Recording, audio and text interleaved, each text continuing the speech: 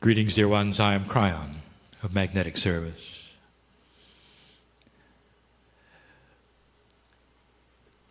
Again, this is an opening introduction to many of you of the energy of channeling.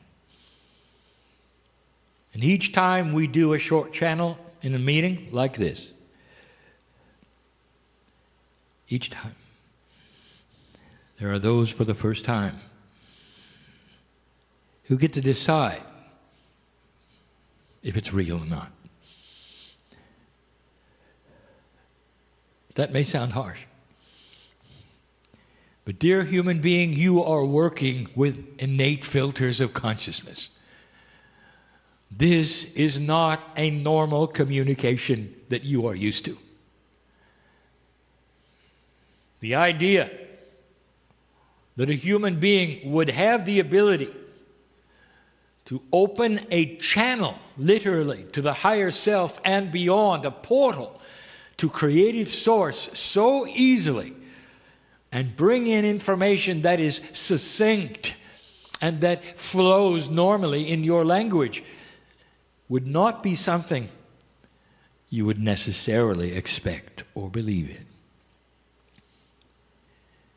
And so again I say what we have said so many times before. There will never be proof that it's real. And there cannot be. For within the scheme of appropriateness and honor for humanity, there must be discernment. There must be free choice. And so, for a moment, just a moment, we would ask you for fairness. Sit back and discern what I'm going to say. Every single one of you is bigger than you think. If you could define soul, none of you would define it appropriately. You have no idea how big you are. In the smallness of the corporeal human body, you exist on a day-by-day journey. And in the body, you only carry a fraction of your soul. If your soul would be to expand to its greatest potential, you would vanish in a ball of light. You would not be able to hold the magnificence of who you are.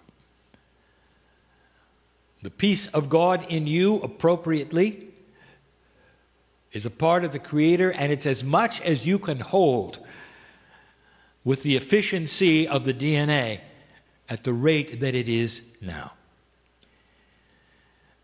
We have not said it in this way before, but let me ask you, if you can conceive of this, what would you be like if you could hold just a little more of your soul? If you were a container and you're at 30% right now, perhaps, or a little more, that your soul is in that container, and yet the container, it's possible to hold 90. What would happen to you, and how would you be if you filled it up just a little more? And if you did, and you had more of God in you, what would it be like? How would it affect you, your family, humanity in general, if they had the same thing? What would happen to the earth? We have spoken of this so many times before, and one of them is the wisdom factor. You think of evolution in a linear way. This is not linear. This encompasses things you cannot conceive of. You don't get smarter, you get wiser. There is a revelation of quantum energies around you. Your science begins to reveal things that you could not think about before. In the wisdom that you carry, new scenarios of country to country start to accumulate. Partnerships, alliances, start to work better. Because when you have more of God, you're more compassionate. When you have more of God, the things of the children in the playground consciousness go away. The children in the playground eventually grow up and they get along. And humanity is still in the playground. What the new energy is going to bring to you, dear one, is an increase in awareness. Now, how fast does that happen? I'm going to talk about that more tonight. I have given my partner information that he has not channeled publicly until tonight. But one of the things I want you to know that you are done with linear progressions. What that means is that the changes may be exponential. The increase on light on this planet will be far more attractive than dark for the first time in human history. And so what does the wisdom factor give you that you don't have now? And the answer to that is, what is humanity attracted to now? And you can see it on your news. If that were to change, if you have more of God inside, the sweetness, the beauty of humanity itself is going to be the prime directive, and not the drama and the killing, not the darkness. And it's going to affect everyone, even those who don't want it. And we have said it before, the ones who don't want it will fight tooth and nail to keep what they have. And that will be corruption, lack of integrity, greed, and even bullying. Playground consciousness is going to stick out as an inappropriate behavior on the planet. And it's going to happen in your society and in others. It's going to happen in business, in families, in the way you treat one another. Let me ask you, dear gentle one who sits here, who do you want to be with? Somebody who spins in drama and that you have to take care of all the time?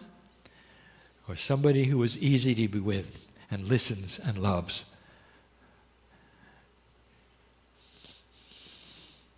I know the answer because I know who you are. And here it is. Here's the statement that you should know. All of this is at your feet because you're the old soul. The most experienced ones on this planet are the ones who have come over and over and over. In your Akash, which is beginning to open, I'll tell you more about that tonight, which is beginning to open.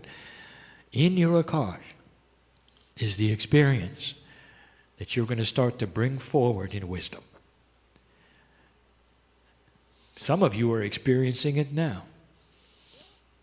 Let me ask you, because I know who is here, what has happened in the last 2 years? Have you made some decisions that shock you? Because you wouldn't have made them before 2012. Things that just sat there, came to a head, and you had to choose something. And sometimes it's simply lifestyle for yourself, and sometimes it's who your friends are, or what kind of energies you wish to be around. The old souls start to awaken first, and that is the recalibration that you're experiencing. I know who you are. How could I not? If this is real. And I am speaking to you from what you call the other side of the veil, which is a linear aspect. There is no veil. Not really. Except in your consciousness.